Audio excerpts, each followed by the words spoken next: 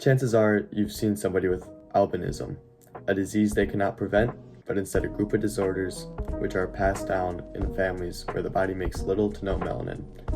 A disease which greatly affects them physically and socially and is not something to make fun of.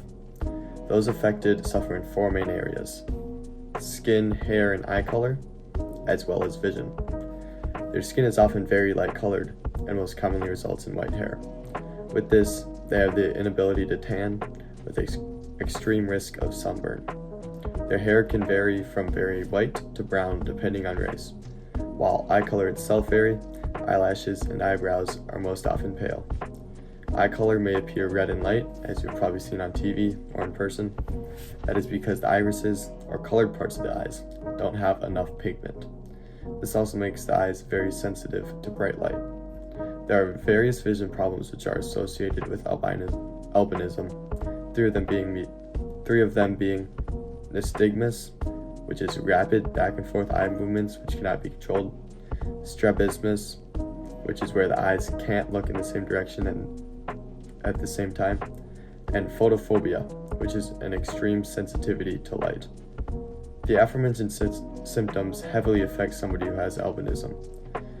The eye problems can hurt learning, affect their ability to drive, and affect their ability to find a job. The skin problems greatly increase sunburning, which also increases the risk of getting cancer. Also, the skin pigment makes it difficult to identify skin cancer called melanoma, as it appears with more red with people who have albinism rather than its normal brownish appearance. It can cause those with albinism to be viewed as social outcasts and experience bullying.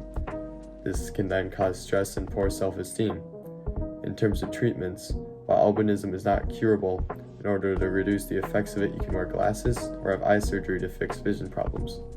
There is also medication, though it is quite experimental, that can help with boosting pigmentation in people who have albinism.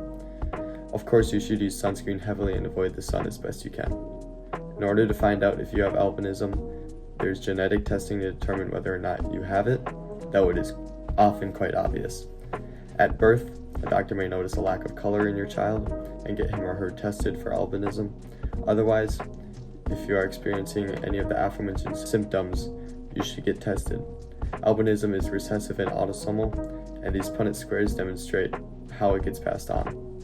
The capital A represents the dominant trait, the non-albinism trait, while the lowercase a represents the trait which causes albinism. In the first scenario, there is a carrier mixed with somebody who has albinism. As you can see, their child has a 50% chance of being a carrier and 50% chance of contracting the disease. In the next scenario, there are two carriers who have a child, resulting in a 25% chance of the child being normal in that they have no trace of albinism, 50% chance of them being a carrier, and 25% chance of them contracting the disease. Finally, in the third scenario, there is somebody who has no trace of albinism and somebody who has the disease, and the result is that their child will 100% be a carrier. With all of this information, there comes the moral question of having a kid with the chance of that kid or assurance of that kid having albinism. While this is 100% the parent's decision to make, the pros of having that kid are: there isn't a 100% chance that your kid will have albinism as demonstrated previously by the Punnett squares, in that you could be worrying over nothing. Albinism isn't fatal, which meaning even if your kids contract it, their life will likely go on, most likely normal, and all the other pros of bringing a child into the world.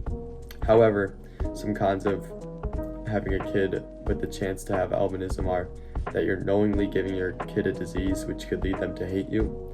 There are significant health and social concerns that come with albinism, and that you are spreading disease through the world that could theoretically be stopped if those who had it would just adopt their kids or stop having kids. Albinism is a very real condition which affects around every 1 in 20,000 Americans.